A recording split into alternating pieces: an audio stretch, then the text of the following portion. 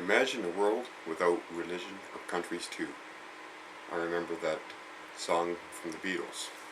And wouldn't that just be the state that we should be in? And that could very well be the state we're heading into. And that's our natural state. Before we all became colonialized, our countries were without borders and we were without countries. We just moved throughout the land that we were made the keepers of.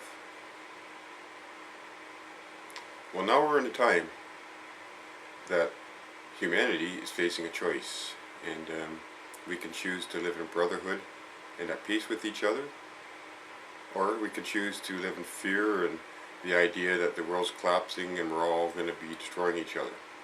I mean, either one of those possibilities exists for both groups of people.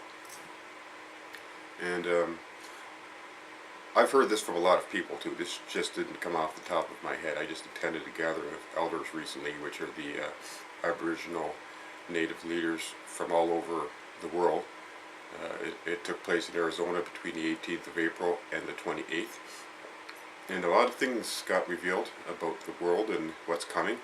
And with all this stuff about the dollar becoming worthless and the economy collapsing, these are all good news indicators as far as I'm concerned. And these are signs that the world's going through its final pangs before it enters into a more peaceful state. I think more people are going to be finding their heart connections with Spirit, Creator, and more people should know the importance of one of the sayings that I've heard that says to honor your mother and your father. Okay, well, some people think that's a reference to honoring their earthly parents, which some earthly parents aren't all that honorable and or worthy of honor. I believe, along with many other people, that what that is saying is that we should be honoring Mother Earth and Father, our Creator. Those are good things to live by, and good things to be focusing on, rather than the fear of the world collapsing. If anybody needs to be afraid, it's not us. It's the banks, it's the powers that are controlling and oppressing. Once you get rid of their leverage, which I believe is money, whether it's in paper form or chip form, once you get rid of their control in our minds that these little pieces of paper or numbers have any value, they lose their control over us. I mean, they're going to try some things, as we've already seen, like they're shooting contrails in the sky for some reason. Who knows what that's all about, putting out all kinds of fear about the swine flu and whatever else they can get you afraid of. They want everybody living in fear because they know that we're going into a new age. And I'm talking about the Age of Aquarius. And you're going to be hearing more and more about it as time progresses, the year 2012. Well, that's kind of like a timeline from ancient studies of the stars and astrology. And I'm not going to go into the details because there's not enough time. But we're heading into a time now where we have the potential to be raised in consciousness and be more enlightened about ourselves and the world and be able to live at peace with each other. And this kind of energy is coming in whether we're prepared for it or not.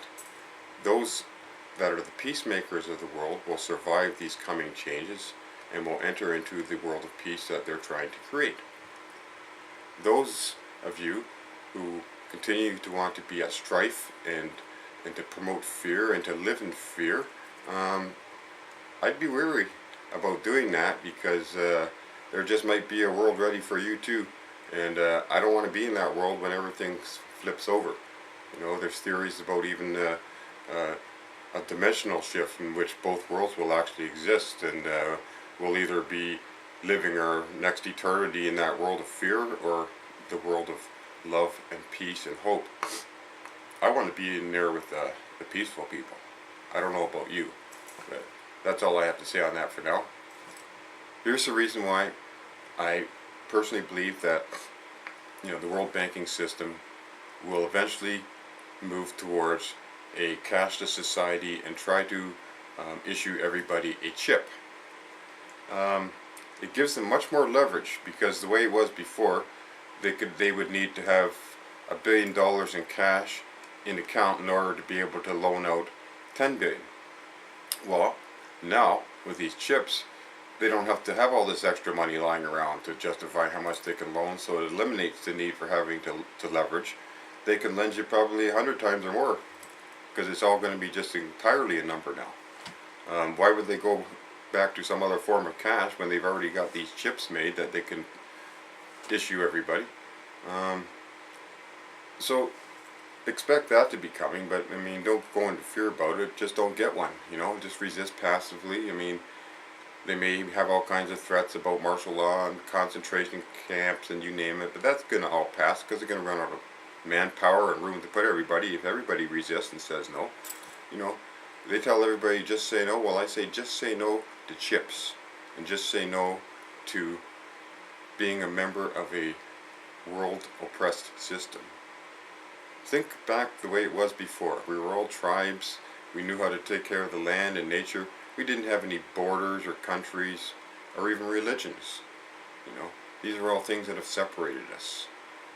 Let's get back to a way of living in which we're all united and joined together as one common man with one common cause. You have a great day. Bye now.